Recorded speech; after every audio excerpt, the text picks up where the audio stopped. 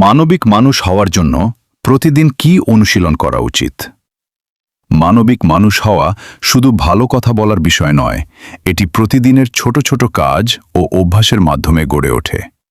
একজন মানুষের প্রকৃত সৌন্দর্য প্রকাশ পায় তার আচরণ, সহানুভূতি এবং অন্যের প্রতি সম্মানে। মানবিক হতে হলে প্রথমে অন্যের অনুভূতি বোঝার চেষ্টা করতে হবে। কারো কষ্ট, সমস্যা বা দুর্বলতাকে অবহেলা না করে তার পাশে দাঁড়ানোর মানসিকতা তৈরি করতে হবে। প্রতিদিন একটু ভালো ব্যবহার, একটি সুন্দর কথা এবং সামান্য সাহায্য একজন মানুষের জীবনে বড় পরিবর্তন আনতে পারে। কারণ মানবতা বড় কাজের মধ্যে নয়, ছোট ছোট ভালো কাজের মধ্যেও প্রকাশ পায়। নিজের স্বার্থের পাশাপাশি অন্যের ভালো দিকেও খেয়াল রাখা একজন মানবিক মানুষের পরিচয়।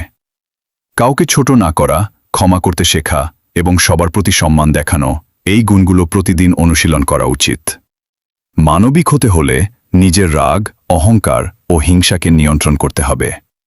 কারণ একটি সুন্দর মনই অন্যের প্রতি ভালোবাসা ও সহানুভূতি প্রকাশ করতে পারে। মনে রাখবেন, জ্ঞান বা সাফল্যের চেয়েও একজন মানুষের মানবিকতা তাকে সত্যিকারের বড় করে তোলে। মানুষের পাশে দাঁড়ানোর ইচ্ছাই একজন ভালো মানুষ হওয়ার প্রথম ধাপ। প্রতিদিন নিজের আচরণ একটু ভালো করার চেষ্টা করুন।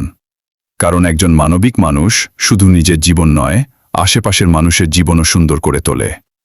তাই প্রতিদিন নিজের কাছে একটি প্রশ্ন করুন, আজ আমি কারো জীবনে একটু ভালো কিছু করতে পেরেছি কিনা?